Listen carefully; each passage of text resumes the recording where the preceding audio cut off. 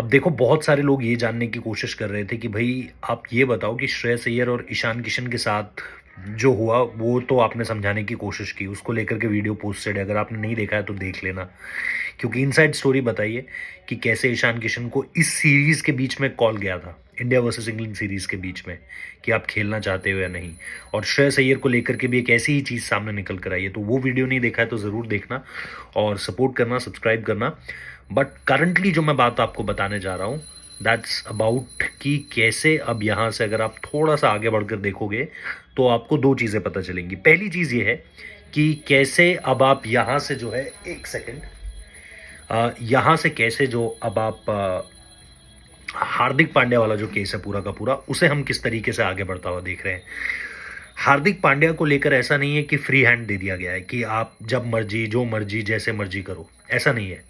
हार्दिक पांड्या की जो बॉडी है, खास तौर पर जो बॉलिंग है उनकी, वो रेड बॉल क्रिकेट को सूट, मतलब रेड बॉल क्रिकेट के लिए अभी उनकी बॉडी पूरी तरीके से प्रॉपर हील नहीं हुई है। वो रेड बॉल फॉर्मेट में गेंदबाजी अभी नहीं कर सकते हैं, उतना टोल अपनी बॉडी पे नहीं डाल सकते। तो इस वजह से, और इसकी जाहिर सी बात है, जांच एनसीए ने भी की, बीसीसीआई मेडिकल स्टाफ, ये सारी की सारी चीजें, उनका हर मूवमेंट, प्लेयर का हर मूवमेंट, चिप्स लगती है यहाँ पर, खिलाड़ियों के जो है वो चिप्स लगती हैं, और चिप्स में एक एक चीज उनकी रिकॉर्ड होती है। क्या दिक्कत है, कहाँ दिक्कत है, कौन सी चीज सही नहीं गई, क्या चीज सही गई, एवरीथिंग विल बी, मतलब जिसे आप सीधे तौर पर कहो कि हर चीज नोटेड है बीसीसीआई के पास। कोई आप, बहुत मुश्किल है कि कोई खिलाड़ी बचकर निकल जाए। अभी श्रेयस अय्यर वाला जैसे मसला था, अब उसमें मुझे नहीं पता, मैं ये नहीं कह रहा हूं कि श्रेयस अय्यर ने झूठ बोला, लेकिन भाई मशीन है, ultimately it's a machine. Shreyas Iyer ने उस जगह तकलीफ नहीं बताई है जहां पर सर्जरी हुई थी, श्रेयस अय्यर ने दूसरी तरफ तकलीफ बताई है। तो इसको लेकर के एक communication board, medical team, NCA और प्लेयर और सेलेक्टर्स के बीच एक साझा कॉल होनी चाहिए। और वहां पर, क्योंकि इसमें कहीं ना कहीं मुझे लग रहा है कोई ना कोई कम्युनिकेशन गैप जरूर आया है, in the case of Shreyas Iyer मैं कह रहा हूं। तो हार्दिक पांड्या के बारे में बोर्ड को यह पता है, टीम मैनेजमेंट को यह पता है, सेलेक्टर्स को यह पता है कि भाई अभी टेस्ट मैच में गेंदबाजी नहीं कर सकता है।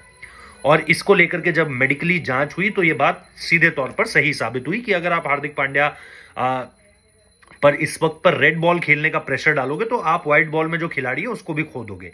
और बीसीसीआई ये बहुत अच्छे तरीके से जानती है कि भाई हार्दिक पांड्या के क्लोज अभी आपके पास उस तरह का ऑलराउंडर नहीं है जो प्रैक्टिकली इस समय पर बात की जाए। ठीक है, खिलाड़ियों पर आप इन्वेस्ट कर सकते हो, आप वैसे खिलाड़ी बना सकते हो, आपके पास ऑप्शंस आपको क्रिएट भी करने हैं और जो हैं उनको उस लेवल पर भी लेकर आना है। लेकिन अभी बिल्कुल एकदम रीसेंसी में बात करते हुए आपके पास हार्दिक पांड्या का कोई ऑल्टरनेट नहीं है। तो ऐसे में हार्दिक पांड्या द बॉलर और हार्दिक पांड्या द बैटर पर आप वो रेड बॉल का एक तरीके से प्रेशर नहीं ऐड करना चाहते, वो बर्डन, वो वर्कलोड नहीं ऐड करना चाहते। लेकिन इसका मतलब ये नहीं है कि वो डोमेस्टिक क्रिकेट नहीं खेलेंगे, वो डोमेस्टिक क्रिकेट खेलेंगे जो वाइड बॉल होगी। और जब जब इंडिया के मैचेस नहीं हो रहे होंगे, तब तब जो भी डोमेस्टिक क्रिकेट चल रही होगी, जिस वक्त पर इंडिया की टीम अपने रेड बॉल फॉर्मेट में बहुत ज्यादा व्यस्त होगी, उस वक्त पर आपको हार्दिक पांड्या जो है वो डोमेस्टिक क्रिकेट खेलते हुए दिखाई देंगे बड़ौदा के लिए। अब ये कौन सी साइकिल हो सकती है, क्योंकि बीसीसीआई के अधिकारी इसको लेकर के बहुत क्लियर है भाई, कि ऐसा नहीं है कि रेड बॉल क्रिकेट में अगर आपको, आपकी मजबूरी हम समझ रहे हैं, आपकी जो इस वक्त पर जो बैक के साथ जो प्रॉब्लम है या जो इंजरी होने का खतरा है उसको हम समझ रहे हैं, लेकिन जो आप इंडिया के लिए खेल रहे हो वो आप डोमेस्टिक में खेलिए। अब आप देखिए कि ये जो अक्टूबर से दिसंबर की विंडो आ रही है, इसमें भारत को मैच 3 T20 उस वक्त पर, कुछ बहुत कम T20s खेलने, मेजरली जो 2-3 महीने हैं वो टेस्ट क्रिकेट होने वाली है। बांग्लादेश के साथ टेस्ट क्रिकेट है, न्यूजीलैंड के साथ टेस्ट क्रिकेट है, ऑस्ट्रेलिया के साथ 5 मैचेस की टेस्ट सीरीज है। ये वही विंडो होगी जब आपको विजय हजारे भी होती हुई दिखाई देगी और सैयद मुश्ताक अली भी होती हुई दिखाई देगी। ऐसे में आपको हार्दिक पांड्या वहां नजर आएंगे अगर उनकी कोई इंजरी नहीं होती है तो।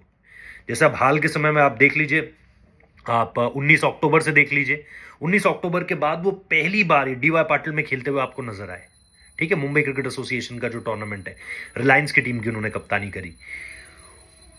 इस विंडो में वो रिहैब में थे और वो एनसीए के पास थे, तो यानी कहीं ना कहीं वहां पर प्रॉपर उनको लेकर के सारी की सारी चीजें थी एनसीए के पास। अब जो सबसे बड़ी बात है, हालांकि बीते कुछ समय में हार्दिक पांड्या ने पर्सनल जो फिटनेस कोचेस हैं उनका भी रुख किया है, एमआई के कोचेस का भी उन्होंने रुख किया था जब वो मुंबई इंडियंस में थे, गुजरात से पहले जब वो थे, तो उस पर भी, और उस पर एक वक्त पर आलोचना भी हुई थी और एक वक्त के बाद ये सीधे तौर पर कह भी दिया गया था कि भाई एनसीए की रिपोर्ट्स बहुत सही नहीं है, तो इसलिए आप इंडिविजुअल लेवल पे फिटनेस कोचेस या फिर अपनी रिहैब को उस तरीके से आप स्केड्यूल करवा रहे हो। लेकिन अब ये जो मैं विंडो की बात कर रहा हूं, ये जो अक्टूबर से दिसंबर की विंडो है, इसमें जो आपको विजय हजारे होना है, जो सैयद मुश्ताक अली होना है, इसमें आपको हार्दिक पांड्या, अगर वो इंजर्ड नहीं है तो वो आपको पूरी तरीके से खेलते हुए दिखाई देंगे। ये बाध्य किया है बोर्ड ने, ये हवाई बातें नहीं है। इसी वजह से उन्हें ए ग्रेड दिया गया है कि भाई आपको डोमेस्टिक क्रिकेट, अदरवाइज अगर वो भी आनाकानी करते हैं तो बीसीसीआई ऑफिशियल सोर्सेस के हिसाब से वो भी अपने कॉन्ट्रैक्ट से बाहर हो सकते हैं। डिमोशन भी हो सकता है, बाहर भी हो सकते हैं। अभी ए ग्रेड में है, यानी एनुअली 5 करोड़ रुपया। ये एनुअल ग्रेड सिस्टम जो है ये भी आपको बढ़ता हुआ दिखाई देगा। और जैसा मैंने पहले भी कहा है, अलग अलग वीडियोस में कहा है कि ये टेस्ट, हर पूरे साल जो टेस्ट क्रिकेट खेलेंगे खिलाड़ी, उनके लिए 15 करोड़ तक ये राशि जा सकती है। तो अब तक ऑन एन एवरेज इसको मानकर चलिएगा डेटा को, कि अब तक जो खिलाड़ी एक टेस्ट मैच का 15 लाख रुपए पाते थे, वो अब उसी टेस्ट मैच का 1 करोड़ रुपए पाएंगे।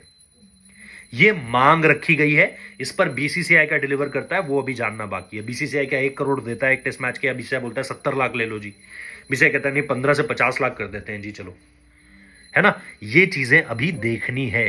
तो हार्दिक पांड्या को लेकर के जो भी लोग सवाल कर रहे थे, उनके सवाल का जवाब ये है भाई कि इंडियन टीम ने ऐसा नहीं है कि किसी को भी बस फ्री हैंड दे दिया है कि आप तो भाई आप हो, जो कुछ हो, आप जैसा करना चाहो वैसा कर लो। ऐसा कुछ नहीं है। और इन सारी चीजों में आपको वो एक क्लैरिटी, थॉट ऑफ क्लैरिटी आपको पूरी तरीके से नजर आ रही है कि अब यहां से बीसीसीआई किस तरीके से आगे बढ़ना चाह रही है। दे वर वेरी मच, जिसे आप कहो कि उन्होंने अपना मन बना लिया है पूरी तरीके से कि हम इस तरीके से अब यहां से आगे बढ़ना चाहते हैं। तो ये एक मेजर अपडेट थी जो मैंने सोचा आप लोगों के साथ शेयर कर दूं, बिकॉज बहुत सारे लोग, जो मैंने इंस्टाग्राम पे भी वीडियो डाली है, जो मैंने ट्विटर पे भी, एक्स पे भी जो वीडियो डाली है, वहां पर भी सभी लोगों के कमेंट बॉक्स में ऑलमोस्ट एक ही सवाल है कि फिर हार्दिक पांड्या के साथ क्यों लोगों को लग रहा है कि नहीं हार्दिक पांड्या कोई डोमेस्टिक क्रिकेट नहीं खेलेगा। ऐसा नहीं है भाई, ऐसा नहीं है। और हार्दिक पांड्या ने अभी हाल के समय में इंजर्ड रहे, वरना उन्होंने खेली भी हुई है।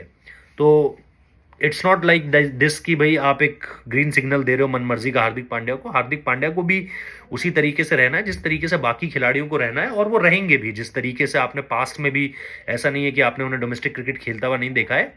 इंजरीज हाल रिसेंट टाइम्स में ज्यादा रही है, लेकिन जब जब उन्होंने बाउंस बैक किया है, बहुत जबरदस्त तरीके से बाउंस बैक किया है।